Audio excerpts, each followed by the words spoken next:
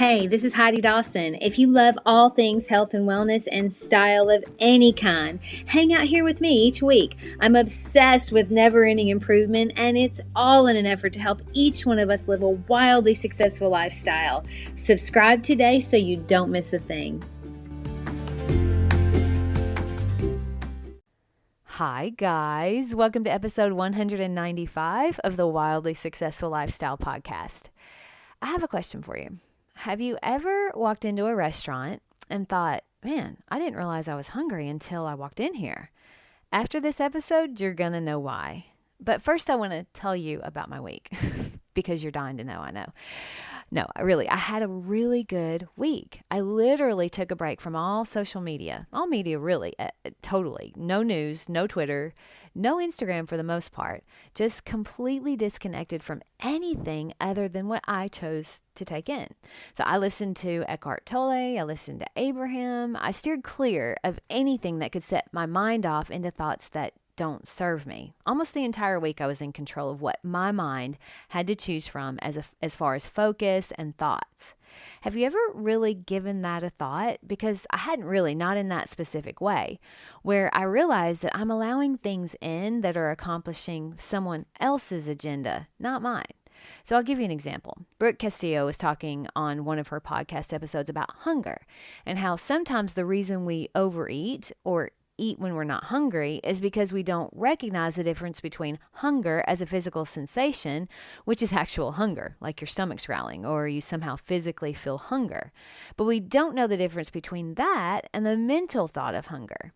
She explained that one starts in your body and goes to your brain, and the other starts in your brain and goes to your body. Well, I'm going to make this really clear in a second, I promise. It's a game changer. All right, so the physical actual hunger is the one that starts in your body and then it goes to your brain. So your stomach growls and you're like, oh man, I haven't eaten. I need to eat. You see, your tummy tells your brain, hey, brain, we need some food in here.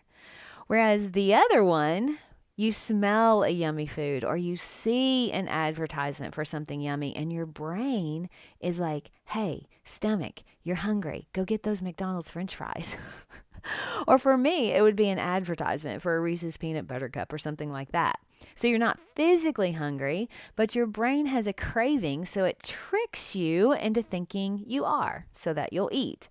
And all because you saw that ad pop up for fries or you smelled those cookies. Your brain decided it wanted it, so it told your tummy you were hungry. There's a big difference there. It's a big difference between being actually hungry and just having a craving. Okay, back to the thought about my week though. It was going really well because I'd been super intentional about what I allowed in. Well, Friday night comes along and Eric was out of town, so I grab an early dinner with friends and I'm back home by 7. But at dinner, I had a skinny margarita, which I decided I wanted that night. Just one though, I'm a lightweight. So I actually had a little less control of my mind because of the alcohol. I'm home alone and, I got the lights set. It's super, super quiet. And I'm like, oh, I'll just throw on some social media on my phone. Okay, rabbit hole commence. I went to Twitter, I went to Instagram, I had all these political ads for food, ads for things, all the things on other people's agenda. So at some point, here I am, I'm looking around the house to see if I have anything sweet or bad to eat. Unfortunately, we don't keep anything out in the house for that exact reason, because eventually I'm going to eat it. And more than likely, the odds are you aren't going to get in your car and go get something. So it's actually good that you don't keep it in the house.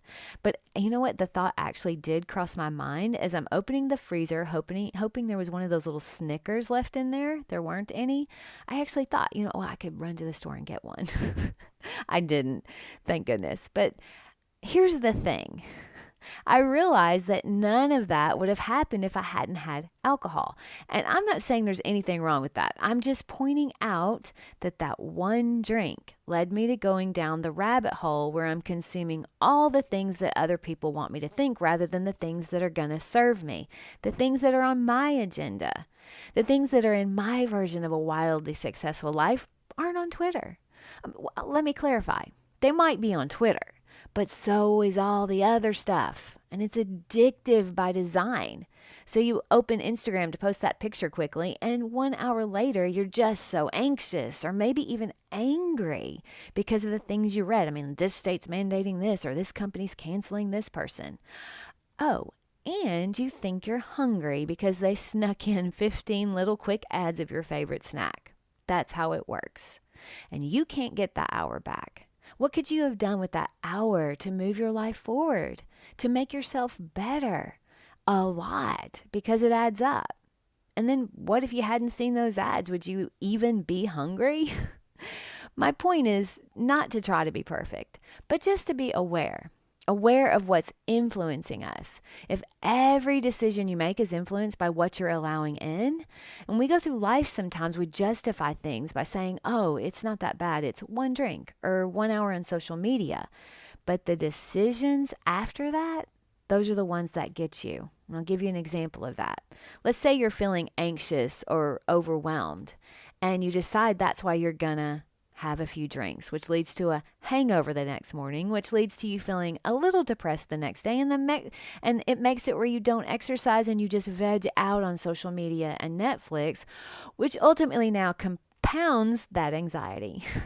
That's very different than the person that feels anxious or overwhelmed and they get out that nervous energy with a run, where they get inspired by a thought that they come up with during their run, and that leads them to the solution to the core of what's making them feel overwhelmed. And now all of a sudden they're working on improving their relationship or joining a new club, or they've set a new goal to hit the gym 5 times. That one little seemingly inconsequential decision has compounding effects that can ultimately change your life. That isn't a small deal. When I waste time on distractions, I'm keeping from the world the message I was meant to share, and so were you. Maybe we don't even know what that message is because our head's so filled with other people's agendas. So what's your agenda? How much time are you spending on your agenda? My challenge to you this week is to free your mind, and the rest will follow. Just kidding. I hope you guys got that joke. Anyway, my true challenge to you is to be aware of what influence you're under with every single decision. Just be aware. That's the first step. Once you're aware, you can decide what to do with it. I mean, you see an ad and think you're hungry, or maybe you agree to meet someone for dinner even though you're not hungry, but then when you get to the restaurant and smell the food, all of a sudden your brain is like, yes, we're so hungry. At least be aware that that's why. Challenge yourself to notice the things you focus on or think about. What influence are they coming from, and whose agenda are they helping? If it's not yours, then how do you change that?